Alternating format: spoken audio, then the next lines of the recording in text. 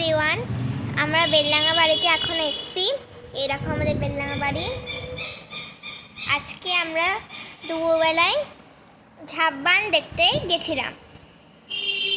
মণ্ডপতলায়, বেলডাঙ্গার মণ্ডপতলায় ঝাপবান হয় গাজন উপলক্ষে। সেখানে অনেকটা উঁচুতে, প্রায় 3 তলা সমান উঁচুতে বাঁশ টাঙিয়ে সেখানে সব সন্ন্যাসীরা ঝাঁপ দেয়।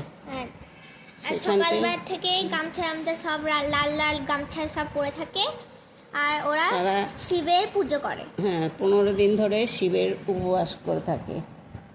তারা হবিষ্যান্ন করে, একবার খায়, দিয়ে মাটিতে শয়।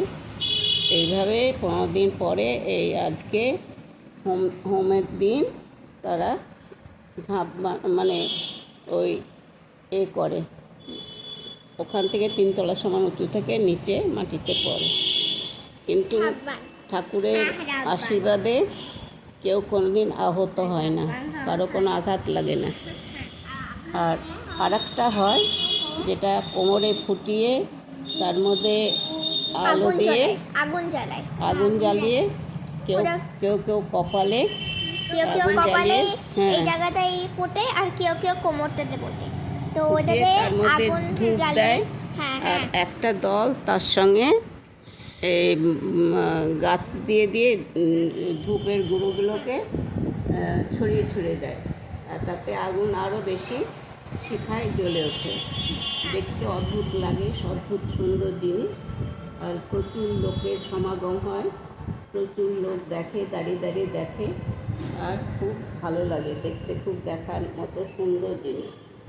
আর ওইখানে মানে যখন ঝাঁপ দেয় তখন একটা মানে এরকম করে মানে একটা বটি পাতা থাকে, বটি পাত ফালা একটা থাকে, সেই ফালার মধ্যে এসে পড়ে।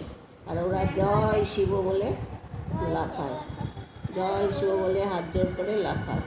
আর যারা ভয় পায়, হাত কুকড়িয়ে, শরীর কুকড়িয়ে নেয় ভয়ে, যে পারবো না আমরা এত উঁচু থেকে, তাদেরকে ওখান থেকে সরিয়ে দেওয়া হয়। তারা আর মানে 15 দিন পরেও শিবের কৃপা পায় না, দয়া পায় না, তারা আর পারে না।